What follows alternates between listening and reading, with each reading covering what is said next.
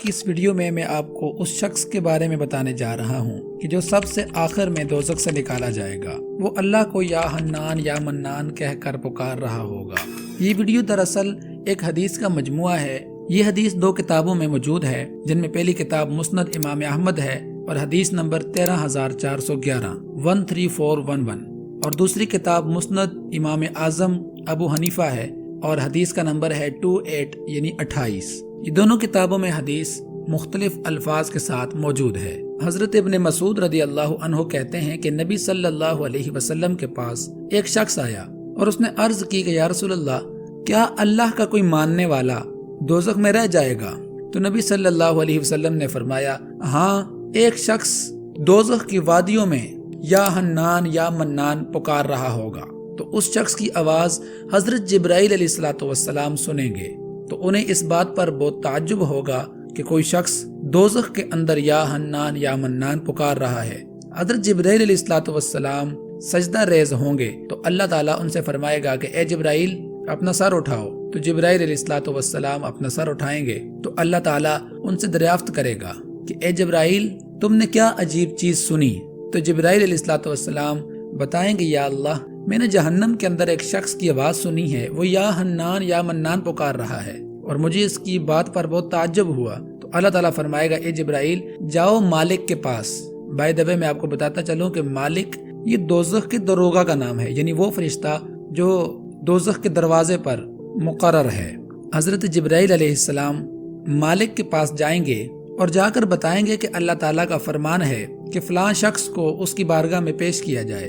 تو دوزخ کا وہ دروغہ یعنی مالک جہنم کے اندر داخل ہوگا اور اس شخص کو تلاش کرے گا کہ جو یا حنان یا منان پکار رہا ہے، لیکن وہ اس شخص کو تلاش نہ کر پائے گا۔ اور یہاں پر یہ بات بھی ذہن نشین کر لی جائے کہ جہنم کا دروغہ جہنمیوں کو اس طرح پہچانتا ہے جیسے مائیں اپنے بچوں کو پہچانتی ہیں، لیکن اس کے باوجود وہ دروغہ یعنی مالک اس بندے کو تلاش نہ کر پائے گا۔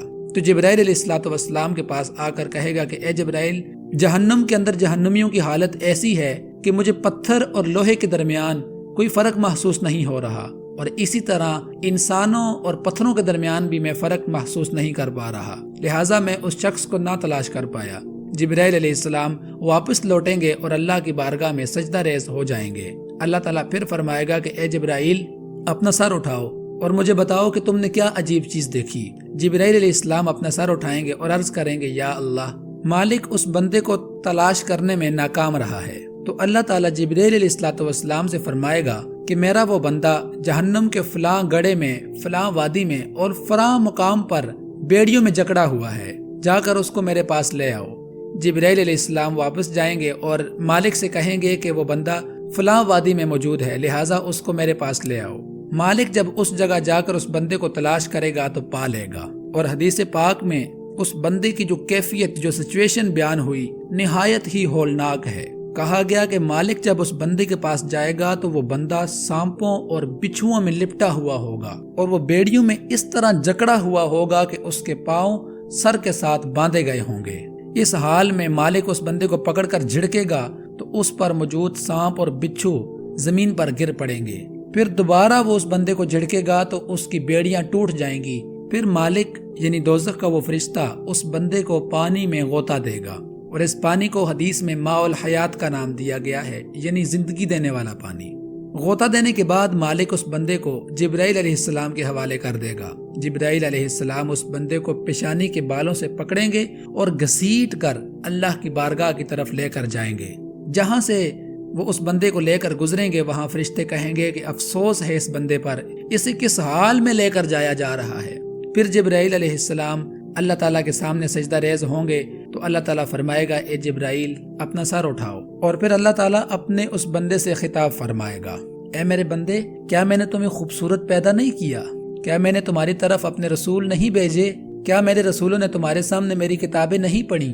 کیا میرے رسولوں نے تمہیں بھلائی کا حکم نہیں دیا؟ کیا انہوں نے تمہیں برائی سے منع نہیں کیا؟ تو وہ بندہ ہر بات کا اقرار کرے گا، ہاں یا اللہ، تو نے مجھے خوبصورت پیدا کیا، تو نے اپنے رسول میری طرف بھیجے، ان رسولوں نے مجھے کتاب بھی پڑھ کر سنائی، مجھے اچھائی کا حکم بھی دیا، برائی سے منع بھی کیا، لیکن میں نے اپنی جان پر ظلم کیا اور میں گناہ کر بیٹھا، لیکن یا اللہ میری یہ خوبی ہے کہ آگ میں رہنے کے باوجود میں نے اپنا رشتہ تیرے ساتھ نہیں توڑا اور میں لگاتار تجھے یا حنان یا منان کہہ کر پکارتا رہا، یہاں تک کہ تو نے اپنے فضل سے مجھے آگ سے نکال دیا۔ اے اللہ اب تو مجھ پہ رحم کر، مجھے دوبارہ آگ میں داخل نہ فرما۔ تو اللہ تعالیٰ فرمائے گا اے میرے فرشتوں گواہ ہو جاؤ، میں نے اپنے اس بندے کو بخش دیا۔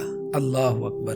اب یہ جو خاکہ میں نے آپ کے سامنے پیش کیا کس قدر یہ خوبصورت اور محبت سے بھرا ہوا خاکہ ہے کہ جب اللہ تعالیٰ اپنے اس بندے سے خطاب کرے گا اور اسے اپنی نعمتیں گنوائے گا اور وہ بندہ ان نعمتوں کا اقرار بھی کرے گا تو یہ کیا سچویشن ہوگی اور کیا تاثرات ہوں گے ارد گرد موجود ان فرشتوں کے۔ اللہ اکبر، جسٹ امیزنگ۔ اگر آپ کو میرا کنٹینٹ پسند ہے تو اس ویڈیو کو لائک کریں اور چینل کو لازمی سے سبسکرائب کر لیں۔ فی امان اللہ۔